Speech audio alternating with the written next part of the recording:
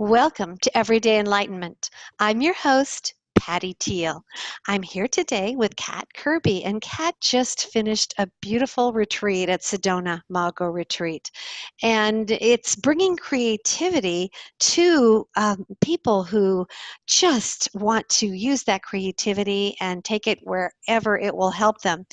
Kat is a creativity coach, retired board certified and registered art therapist, soul collage trainer, artist, and creative workshop and retreat leader, working with individuals, groups, and families to facilitate personal expression, healing, and growth. I had so much fun watching a little bit of her class, as I said, in the retreat that she recently completed at Sedona Mago Retreat.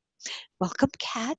Thank you, Patty. It's great to see you again. Oh, it was such a pleasure for me to see all the fun that you were having. It would have been like being a kid again to go into that kind of a setting and have such freedom to create beautiful things. Absolutely. Yeah. Yeah. Yeah. So, what first brought about the idea to have these creativity retreats for adults? So I've been doing little workshops in my studio here in Prescott, Arizona, and it occurred to me that everyone often said that they didn't have enough time to finish. So then I started doing weekend workshops and came upon that same concept. So about 10 years ago, I started doing week-long retreats at Ghost Ranch, which is up in northern New Mexico, where George O'Keeffe used to paint. I started doing soul collage workshops there for a week. And then from there, I've now done week-long retreats in the south of France and in Portugal and the Caribbean. And then it occurred to me, why not just stay home, stay local? I mean, Sedona is such a beautiful place. And I knew when I found Sedona Mago Retreat that that would be my home base for these week-long creativity retreats. Oh, everybody looked like they were having such a great time. What are some of the benefits that people get out of coming to a creativity retreat, your creativity retreat specifically? I try to encourage people to tap into their inner child. Unfortunately, I was an art teacher for a while, and I saw how the curriculum within the curriculum for art education was pretty strict. In my opinion, if a child showed up and did their best, they got an A. Well, that didn't gel with the administration. So I went back to school and became an art therapist, an expressive art therapist, where we use art and music and dance and poetry to help bring out that creative energy that got stifled for people as a child, for the most part in art education classes, which is such a shame. So one of the things we do right at first is I have everyone pick an image of a chair. I have a whole file full of chairs, and I invite them to seat their inner critic in the chair and put it against the wall. And if they need to be reminded that they're a horrible person or they can't do something, they can go visit their critic. Otherwise, we say there's really no need for that, and to just let yourself express whatever your style is and to learn what your own creative voice is, which is different for everybody. Wow, that is so important, isn't it? And so many of our feelings that we're not good at something go back to childhood, as you said. I know uh, people, youngsters often love to sing, but I run into so many people who are afraid to voice their voice because they think they had brothers or sisters or parents say, stop that, it's annoying, don't do that. And I think it's the same with art, and people just feel they're no good and they give up trying when they might have this extraordinary talent, and maybe the talent doesn't even matter, just the fact that it's a way for them to express themselves. Absolutely. I mean, I tell people I can't draw. You know, I'm not a realistic artist. I'm an expressive artist. My stuff looks like I'm still in kindergarten, but I love it. And Mhm. I hope to encourage other people to tap into that part of themselves that knows how to use paint, and maybe not to paint a beautiful landscape with trees and buildings and animals, but, you know, maybe to paint something that looks like, you know, this, which is just a painted rock, which is what we did in our workshop. And it's just easy because it's paint and it's Sharpies and markers, and it doesn't have to look like anything except what you want it to. That's beautiful, that rock. That's so cool. Now, I know one of the other things that you mentioned, and when I introduced you that you mentioned briefly, was the soul collage. And I got to see a little of some of those soul collages that some of your students were doing, and they were just amazing. But can you explain to our listeners or watchers, how whoever is tuning in, what that is? Sure. Soul collage is a process of building your own deck of, almost like your own tarot deck of cards. So each card refers to one energy that is unique in yourself. So for instance, you would make a card for the part of you that loves to read books, or that loves cats, or the part of you that is impatient. And each part, no matter whether you like it or not, gets a card. It gets a little piece of art. They're about 5 by 8 inches, and they have magazine pictures or calendar images, and we cut and tear them until they look the way we want them to. And some of the cards are mystery cards, which means we're not really sure what part of us they refer to, but we were drawn to the images. I think everyone can relate to the idea of when you flip through a magazine, you know, some images just catch your eye. And Soul Collage was started, about maybe 15 years ago or so, by a woman named Sina Frost, who combined her love of spirituality and creativity along with her understanding of psychology. And so we read our own cards. We don't have somebody else do a reading for us. We made the cards, and we know what the wisdom is that we instilled in them. And so we ask a question about something that's going on in our lives right now that we would benefit from some guidance about.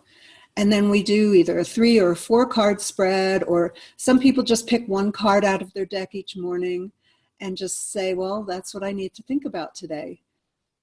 And That's there's beautiful. no limit. Yeah, there's no limit to the number of cards. The deck is ever expanding. Mine has about 300 cards in it now.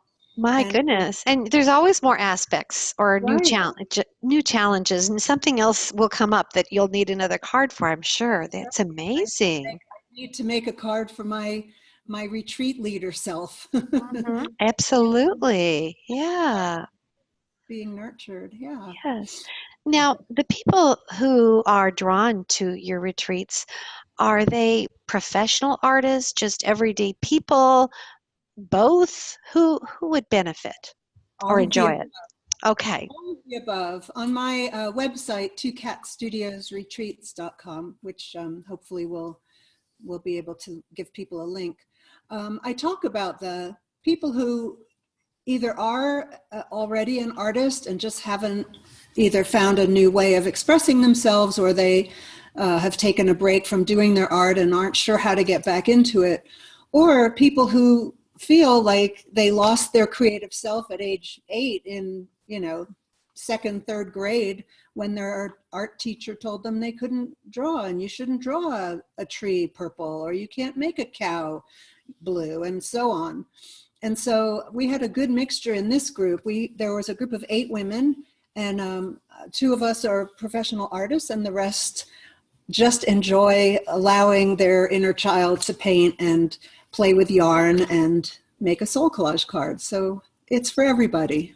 Yeah. Oh, it looked like so much fun. And as you mentioned, some of the ladies work full time doing something else, probably besides being artists, and they took their vacation and came here to your retreat. And I can't think of a more fun way to spend a week than to do all these fun art activities and express yourself. And of course, the added pleasure of being in the Red Rocks in this gorgeous setting helps a lot too. Well, the setting definitely helped a lot. I do look for very particular aspects when I'm looking for a retreat center.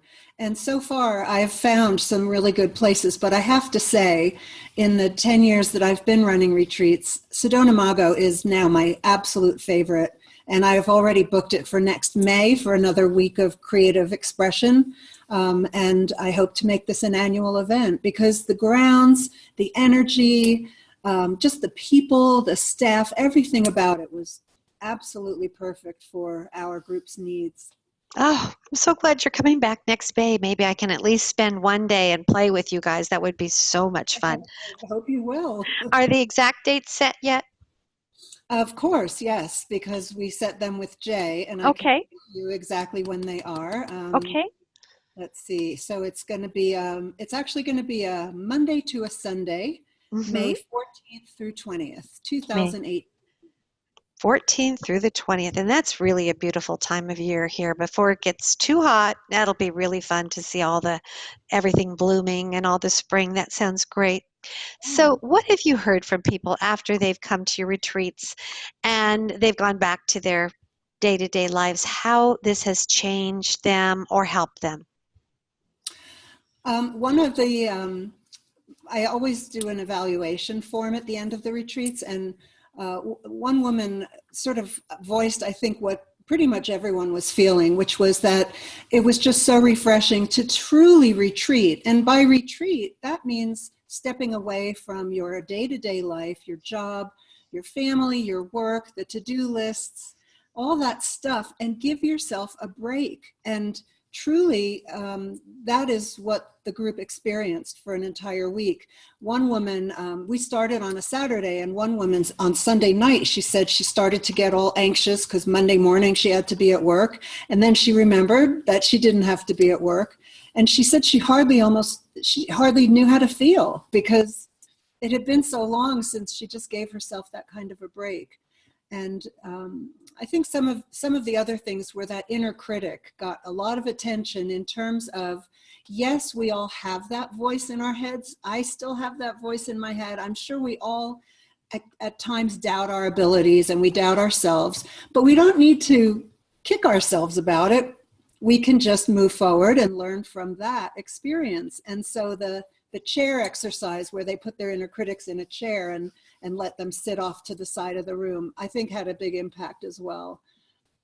Yeah, that's a great idea. And that's where some of your, I suppose, art therapy background came together with your creativity and artistry yourself. Is this something that you came up with? Because it's really a cute idea and very helpful as well. I have to give credit to the Pacific Northwest Soul Collage Facilitator Group. Oh, We for do have that one. Uh-huh. the country, and they came up with the chair exercise, which I use in many of my workshops and retreats. But my background as an art therapist definitely comes in handy because many times when people are on a retreat for a long time, which I think a week is a long time, their defenses have lessened and they are more vulnerable and Mhm. they feel more deeply and they express more truly, and sometimes that can be difficult for them to cope with. And my training as an art therapist has helped me tremendously in, easing somebody's anxiety or, allowing them to express their true feelings in a safe space. And what we created in our workroom was a beautiful sacred space with an altar and confidentiality, which is so important. Boy, it is. People need to feel safe, don't they? And I can see why Sedona Mago Retreat in particular is so good for this, because for those of you who haven't been here before, it is a beautiful place, beautiful grounds, but it is down a 30-minute Forest Service road. So once you get there, you're not likely to be running out to go shopping. We have our own shopping, but you're in this space and meals are provided, and so it does give you the time and space to go much deeper. Absolutely. We Yeah. did take a little field trip into Uptown Sedona. I Okay. wanted to Yeah. show everyone the art center because I am a member and I believe their mission is wonderful. And we went shopping and bought souvenirs, and we were all so glad to get back. It was like Oh, a dose of reality, and then it yeah. was like, take me back. Back to my safe womb here, yes. And I know you mentioned a minute ago that you made altars. How are those used when people take those altars back to their homes? So everyone made a little shrine to take home with them Shrine. out of Hmm. the cigar box, but the altar was in the center of the room with Hmm. elements of the four directions and a candle. And then people were invited to add things to the altar so that we had this beautiful visual in the center of our circle that really Ah, brought us back to a grounding sense of we're here on earth, we have, air, water, and fire. We had their candle. Well, it wasn't a real candle. It was a battery operated candle. Mm-hmm. But it was a way to center ourselves every day. And we would gather around that twice a day, and just process and talk about what people Oh, experienced that day and what they learned, and just yeah. anything they wanted to share, Oh, that, that's beautiful. And the yeah. collective vision too of the group, I'm sure then is honored. I guess what I misspoke, I'm glad to hear about that, but what I was thinking of then were the little shrines that people brought back to their house with them. Could you explain about that project? Yes. So we used little cigar boxes that I got online, and they opened. They usually open. And everyone got to choose their own theme. So my theme was birds, Mhm. because I live in a beautiful place that we have bird feeders, and we see every kind of bird on their way to and from in their migration patterns. And Sedona Mago as well, just had some incredible birds. So each person prepared ahead of time if they wanted to make a shrine for a family member or a loved one or nature. And these are little reminders of things that are important to us. And so they're little portable shrines that people can take home and put on their own altar at home, or put on a shelf and remind themselves of something that's very important in their life. They were just beautiful. Someone made one for her 3-year-old self. It was Oh, happy birthday. She brought a little photograph of her 3-year-old, oh, her first cat. And somebody else made a shrine in honor of the 4 directions and the animals associated and the trees. And then, another woman did one for her aunt and her mom. So they were a real variety. It was the first time I had done that project with these cigar boxes, and everyone said that was one of their favorites during the week. oh, that's very beautiful. Um, So I just, before we close, I want to mention, in addition to doing these workshops for the general public, you also train people to be facilitators themselves so that they can hold these types of workshops. Is that correct?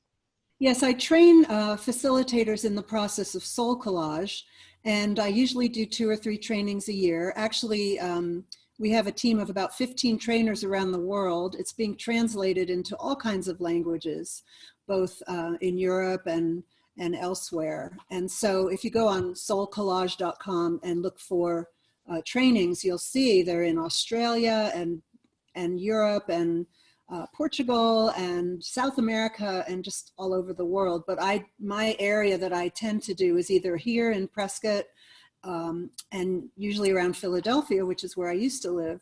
So you can find those trainings, and becoming a facilitator, it's just a long weekend training, but you Hmm. learn how to work with groups, and you learn how to fully explain and understand the process of creating the cards and using them for your own purposes.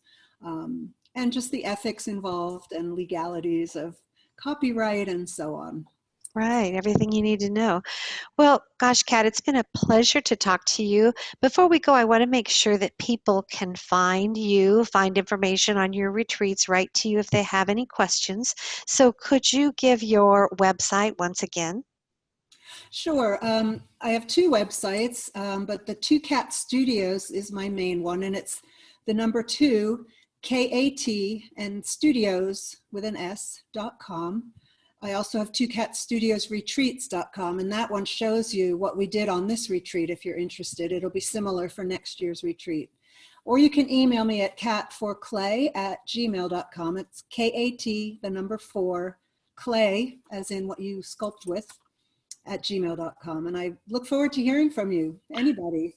Right, and all the cat studios or tweets, they're all spelled with a K. So Yeah, don't forget that. So thank thank you, you so much. I was Patty. a thrill to meet you, and even more so to hear in depth of what you've been doing. I really, really appreciate what you're helping people with. I'll see you again soon at Mago. Thank you. Thank you, Kat. Bye now. Bye.